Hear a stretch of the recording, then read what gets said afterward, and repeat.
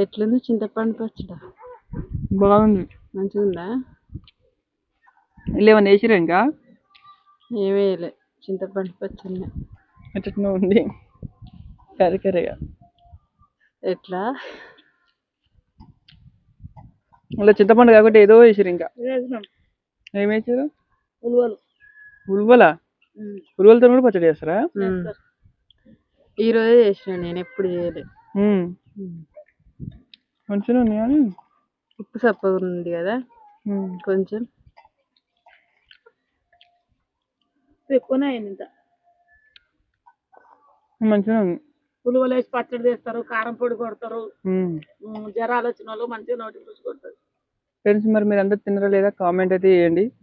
బాలింతలు కూడా తినొచ్చు మంచిది. ఉల్వచారు అయితే చేస్తారు, పచ్చడి కూడా మంచిగా. పచ్చి పులుసు అన్నమాట.